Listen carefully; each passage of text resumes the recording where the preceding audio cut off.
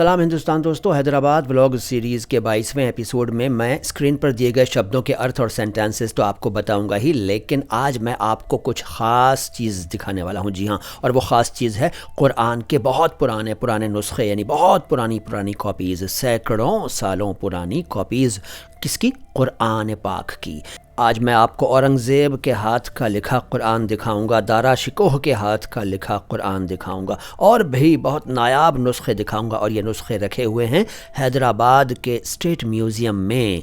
तो जल्दी से वीडियो को लाइक कर लीजिए, क्योंकि अच्छा तो आपको लगेगा। और चैनल को सब्सक्राइब नहीं किया है तो सब्सक्राइब कर लीजिए, क्योंकि बाद में आप सब्सक्राइब करना भूल जाते हैं और लाइक करना भूल जाते हैं वीडियो को। जल्दी से लाइक का बटन दबाइए और सब्सक्राइब का बटन दबाइए। और अब जानिए मुदस्सिर लफ्ज़ के बारे में। मुदस्सिर नाम सुना होगा आपने, नाम होता है लोगों का, अरबी का शब्द है, दरअसल ये मुद्दस्सिर है, मुद्दस्सिर, लेकिन उर्दू में मुदस्सिर चलता है। इसका मतलब क्या है? इसका मतलब है, देखो, कंबल या लबादा या चादर वग़ैरह में लिपटा हुआ शख्स। लेकिन ये आम शख्स की बात नहीं हो रही है।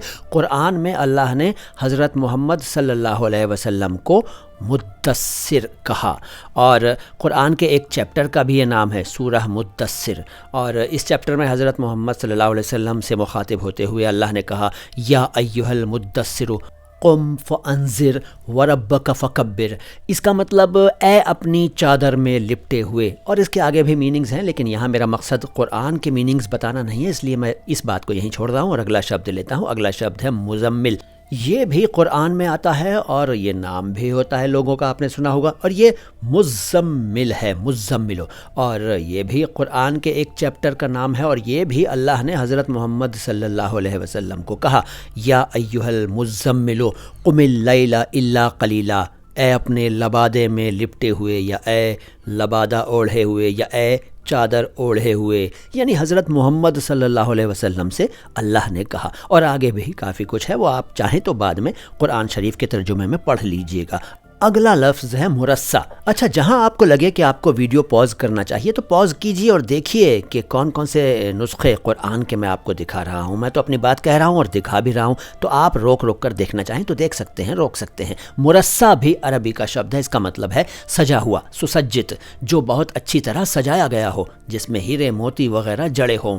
जड़ाऊ, बहुत ही अच्छे अल्फाज से सजी हुई नज़्म या नस्र, यानी पद्य या गद्य को भी मुरस्सा कहते हैं। अच्छा, इसका एग्जाम्पल ये हो सकता है कि शायर अपने कलाम को मुरस्सा करने की हर मुमकिन कोशिश करता है। अच्छा, इससे पहले वाले दो अल्फाज के एग्जाम्पल्स मैंने आपको बताए थे, ये मत कहिएगा कि नहीं बताए थे, अरबी में थे वो, याद आया ना? आगे चलते हैं। अगला शब्द है मुफक्किर। मुफक्किर भी अरबी का शब्द है और इसका मतलब है सोच वाला, गहरे ख्यालों वाला, फ़िक्र वाला, विचार वाला, सोचने वाला, विचारक, फ़लसफ़ी, फ़िलासफ़र, दार्शनिक। देखिए कितने सारे आपको वर्ड्स बता दिए मैंने मुफक्किर के लिए। मुफक्किर, ठीक है, थिंकर। तो इसका एग्जाम्पल ये हो सकता है कि हमारे देश में भी एक से बढ़कर एक मुफक्किर गुज़रे हैं या हुए हैं, यानी हमारे देश में भी एक से बढ़कर एक दार्शनिक हुए हैं, एक से बढ़कर एक विचारक हुआ है, ठीक है ना?